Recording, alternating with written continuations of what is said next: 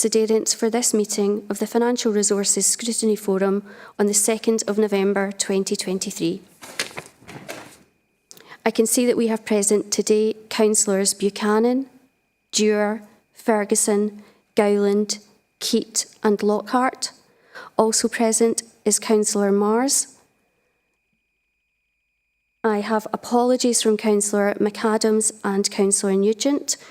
We also have a number of officers present today, and with that I'll pass you back to the Chair to commence today's business. Thank you, Chair. So if we're going to move on to item number 1, and that's declarations of interests, do we have any? Okay, there are no declarations of interest. If we can move on to item number 2, and that's the minutes of previous meeting, pages 3 to 6. Can we agree this minutes, please? Agreed, Chair. Thank you very much, Julia.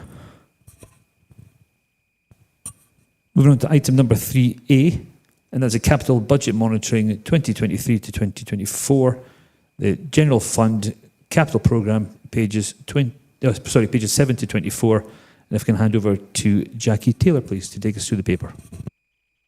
Thank you, Chair. Paper 3A covers our capital budget monitoring, and this is for the General Fund Capital Programme. This covers the period from the 1st of April to the 8th of September. I take you to section 4.1 on page 7. We're reporting that our capital programme is £80.4 million, and that includes an adjustment to the programme of £94,000 that was approved by the Executive Committee on the 11th of October in relation to floodlights at Douglas Primary School. In terms of the spend to date, on page 8, section 4.4, we're reporting that the spend, as at the 8th of September, is £17.9 million.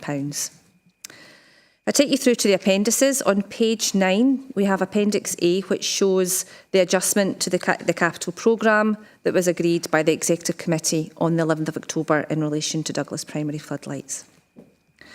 On page 10, we have Appendix B, which shows the summary of the capital programme over resources, showing the budget that each resource has for capital. And then on page 11, at Appendix C, we have that budget and actual spend broken down over services within resources also. And you can see at the bottom right-hand corner the spend of £17.9 million that I mentioned a second ago. Appendix D shows the funding for the capital programme this year, including the actual funding achieved to the 8th of September. And as I've reported to the forum before, the majority of our funding for capital comes from borrowing and also from Scottish Government grant. Appendix E covers the physical progress to the programme, and I'll hand over to Derek to take us through that. Thanks. Moving to page 13. The Build Executive Summary. I'm pleased to say at this period to the 8th of September, there are no projects behind programme. And over the page onto page 14, the non-Build Executive Summary also has no projects behind programme. Move now to page 16, and that is the Roads Executive Summary. There is one project identified behind programme at that time, and over on page 17, Duke Street multi-storey car parks identified as being behind due to no tender responses being received by the closing date. So they're currently looking at another option for that to put that project, take that project forward. And that's all the report, Chair. Thank you, Derek. Have we got any questions with regards to that report? Any questions? No questions? Okay, can we agree that report, please? Agreed, Chair. Thank you, Julia. Okay, moving on to item 3B, and that's the Capital Budget Monitoring 2023 to 24 Housing Capital Programme, pages 25 to 30. And if I can hand back over to Jackie and Derek, please. Thanks again, Chair. So still on capital budget monitoring for the same period to the 8th of September, this time it's the Housing Capital Programme. Again, section 4 reports that the housing capital programme for the year is just under £69.6 million. And at section 4.3, we're reporting that the spend to date is £19.4 million. That is behind where we expect to be at this point in time, and that's due to a number of external fabric projects being reprogrammed to take account of more effective procurement routes, and also some delays experienced to allow further consideration of technical options for some works. I move to the appendices.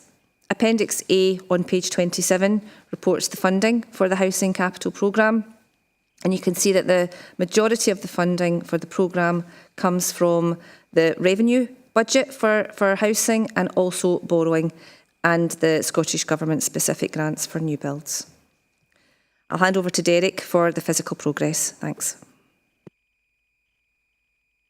Now to page 28, Appendix B. The projects are showing 4 number that are behind programme as of end of 8th September. And over the page on page 29, we start with Cathkin and Springhall Houses external fabric upgrade, projects behind at that time as a result of a delay in the completion of the design, but that's now complete. The next one is Glebe Court in Lanark, the replacement of the communal boiler and heating controls. That project was behind as a result of delay in issuing the tender, and that's now been achieved. The next project is 1 to 31 Denham Green and 2 to 32 Denham Crescent in East Kilbride, and it was about bin store refurbishment. And that project was delayed as a result of arranging meetings with owner-occupiers. The last project to note is the various properties South Lanarkshire fire door replacement. Now that's behind as a result of our in-house team being waiting training to install fire doors, and that has now been achieved and is ongoing, and we are looking to restart that project before the end of this month. And that's the full report, Chair. Thank you very much. Do we have any questions with regards to that report?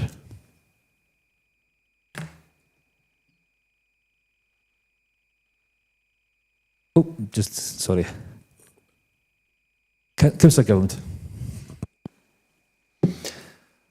Thank you, Chair. On page 29, we have the fire door replacement. I think there's a delay because of the training that's needed. Do we know? I've dealt with similar issues in casework. Do we actually know when the training for staff is going to happen? Because I just like to ask how much of a risk is there? I assume it's council properties where there's a fire door in flats or different housing that we have. Okay. Again, put that to Derek, if that's all right. Yep, I can take that, Chair. The training is actually ongoing at the moment. It is, as you say, as a result for installing new fire doors in communal areas, mainly multi-stories and other flats. There is work has already been done by contractors in some of the high-rise. So that work has gone on. This is just our internal team getting up to speed with training that's required.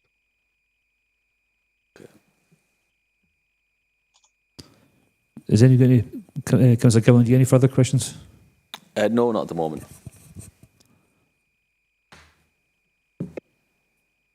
Councillor Lockhart would like to come in, Chair. Apologies, Councillor Lockhart. Hi there. You can hear me, I assume. Hello, can you hear me? Yes, we can. Good. Okay, so it's actually I missed a question I was going to ask Jackie. It's page 12, Jackie, and I tell you what it was. It was simply that I noticed in the numbers the developer's contribution went from 7 million down to 0.9. I'm just wondering why there's quite such a black hole that's fallen into.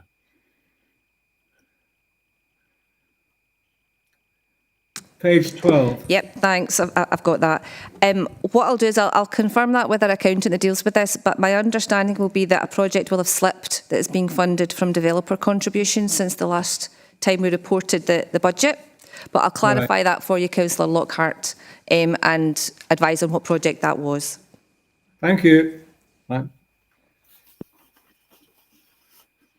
Thank you very much. Is that all right with you, Councillor Lockhart? Okay, any further questions? Nope, okay, we can then move on to, can we agree the report of 3B, please? Agreed, Chair. Okay, thank you very much. Can we move on to item number 4? It's the revenue budget monitoring 2023-2024 and the probable outturn on pages 31 to 36. And I'll hand you back over to Jackie, please. Thanks, Chair. We're now moving on to revenue budget monitoring. Again, we're covering the same period as the other reports. This is to the 8th of September. This report covers the information that was presented to the 11th of October Executive Committee. And at section 4, we're reporting that at present, we're reporting a break-even position for the Council's General Services budget. We do continue to note the pressures around children and families that I've mentioned to Forum before. This continues this year and it relates mainly to residential placements, fostering and kinship care. There is funding this year, which is one-off of £9.2 million, and that is helping manage those pressures in year. And we're looking to work with the resource on how we can balance that budget into the new year. We also cover adults and older people at section 4.6. Now, the section here covers the job evaluation exercise for home carers and the recurring costs of £7 million, which are incurred from this year. These costs are not yet included within the IGB budget as reported in this paper. And as at the 8th of September, the costs of £3 million had been incurred in relation to this. Now, as an update to the text that's in your report, I can report that the IGB have now met and agreed a funding package for that £7 million, and that will be reflected in future reports going forward, that is now being managed. At section 4.8, we continue to report on teacher numbers and the fact that some money was held back by the Scottish Government in relation to the maintenance of teacher numbers until the census for this year has been received, and it's clarified that teacher numbers remain at the level that we had last year. The money that's been held back in relation to the Council is £2.9 million, and therefore that remains at risk until that census is concluded, and we are advised that we'll receive the money in relation to that. At section 5, the housing revenue account position is reported, and we're reporting a break-even position at the 8th of September. If I take you to the appendices, on page 34 we have Appendix 1A, and that breaks down in the normal fashion the budget for each of the resources and services, as well as the spend to date and the variance on the budget at the 8th of September. Similar information is presented on page 35 on Appendix 1B. This time, spend and budget is split over expenditure type, such as employee costs and property costs. Again, the variances are detailed there on the right-hand column of the table. And Appendix 2 on page 36 covers the housing revenue account, and it's reporting a break-even position, as I mentioned earlier. Variance explanations are provided on that table as well. That concludes the report, Chair, but I'm happy to take any questions. Thanks. Do we have any questions? Okay, no questions. Oh, we do have. Councillor Lockhart. Hi, thank you. Me again, Jackie. Question, no idea whether it's possible, but if that 2.94 million or whatever it is that is being held back, if you like, to against teacher budgets, turns out not to be required, is that a windfall that can then be transferred across, for instance, to the IJB to help cut the costs of that fairly draconian things that are now going to happen there to try and find £7 million? Hi, Councillor Lockhart. No, the £2.9 million that I've referred to, we're actually assuming within our budget because it is paying for our teachers this year. The money has been held back by the government until we clarify as a whole or across Scotland that we have maintained our teacher numbers.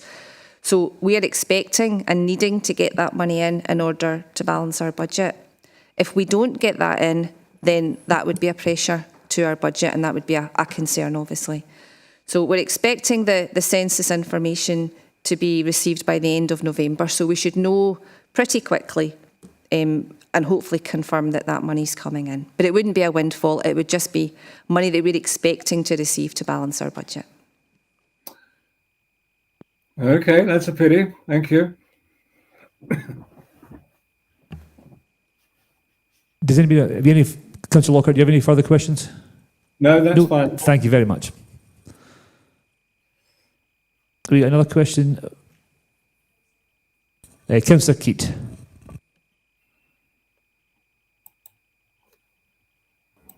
Thank you very much, Chair.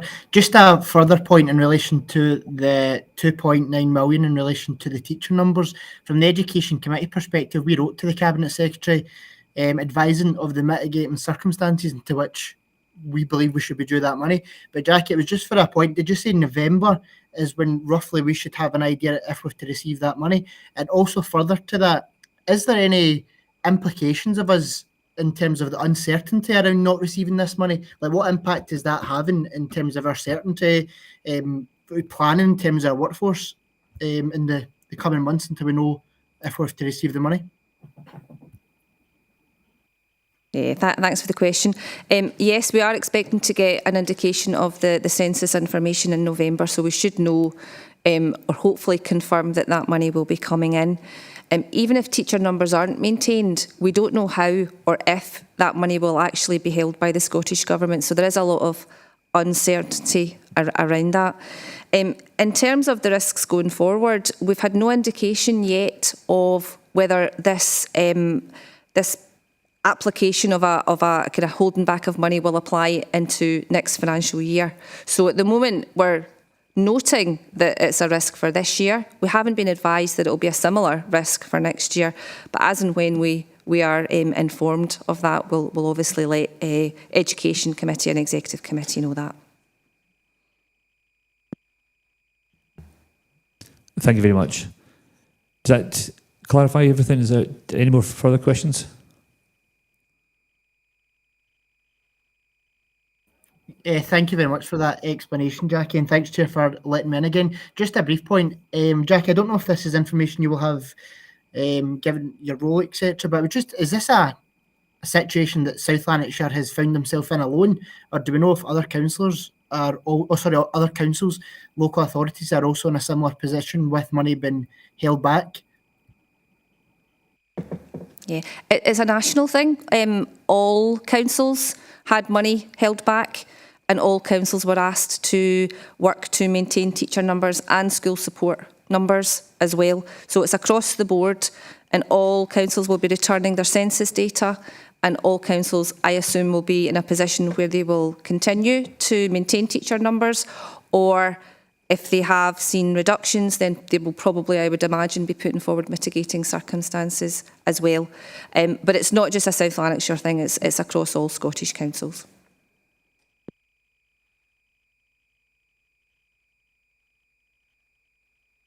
Okay, Councillor Keat, is that satisfied with that response? Yeah, that's fine. Thank you very much, Chair, and thanks, Jackie, for the explanation. Thank you. Councillor Gilland. Thanks, Jackie, for that explanation. Can I ask, are there any other resources where the Scottish Government actually willingly holds back money? Do you know a history where they've done it in the past and any other resources?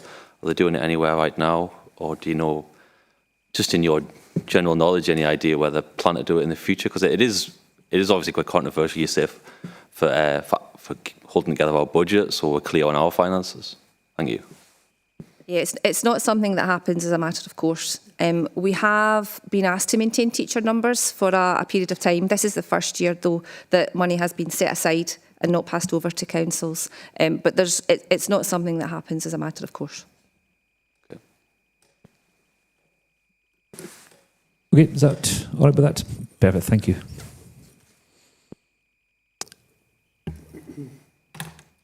Okay, if we can now agree the report, please. Agreed, Chair. Thank you, Julia. Okay, moving on to item number 5, and that's the Revenue Budget Monitoring 2023-2024, the detailed resource analysis on pages 37 to 88. And I can hand over to Lorraine O'Hagan, please. Thanks, Chair. Good afternoon, members. The report on page 37 then is just the summary report explaining what is featured in the appendices, and that's the routine resource positions with the detailed variance explanations. So I'll just go through each resource in turn. The first one then is the usual community and enterprise resources. That's on page 39 and shows a break-even position for the resource at the end of accounting period 6. Excuse me. Over the page on page 40 through to page 43, you've got the detailed variance explanations for any variances across the subjective areas of the resource and in the services. And I'm happy to take any questions if members have any. Thank you. Okay, do we have any questions? Nope. Okay, if we can move on to the next one. Okay, the next resource then is education, and that's on page 49. Again, you can see the resource position there, and at the end of accounting period 6, we're showing a break-even position for the resource. The detailed variances are shown in pages 50 and 51. There's a couple of new variances this period that are underlined, and I should have mentioned that for community and enterprise. And again, if members have any particular questions, I'm happy to take them. Thank you. All right, do we have any questions on that section? Nope. Okay, if we could take us through the next part. Resource then is finance and corporate resources, and that's on page 57. Again, you can see all the services of the resource there, showing a break-even position overall with some variances across the services. And then in terms of subjective variances, they start on page 58. Again, there's a few new ones, again underlined for members' information and to draw your attention to them. And if you have any particular questions, I'm happy to take them. Thank you. Do you have any questions on that section? Okay, if you can take us through the next part, please. Okay, thank you. The next resource then is housing and technical resources, and that's on page 65. Again, a break-even position and no variances across the two service areas. And we're highlighting the individual variances on a subjective basis on pages 66 and 67 for members' information. And there's no new variances from the previous period. Thank you. And do we have any questions on that section? Okay, none. So if we can move on to the next part. The next area then is the housing revenue account, and Jackie talked you through that earlier as part of the summary paper. In terms of detail, that's on page 73 for your information. And again, there's no new variances to highlight as at the end of period 6. Thank you. If you have any questions, doesn't seem to be. No. If we can take us through the next area. The final resource then is social work resources, and that's on page 79. Again, a break-even position bottom line, but you can see a couple of variances across the individual services of the resource on that page. On pages 80 to 83, you can see the variance explanations on a subjective basis and across the services of the resource. And again, any new variances are underlined for members' information. There are a few this period, and there, as I say, for members to pick up on if they so desire. Thank you. Okay, for the last part, do we have any questions on that part? None at all? Okay, can we agree the whole report? Agreed, Chair. Thank you, Julia. And item number 6, any urgent business, which we don't have. So I'd like to thank all the members for coming today to today's meeting, and I now declare the meeting closed. Thank you.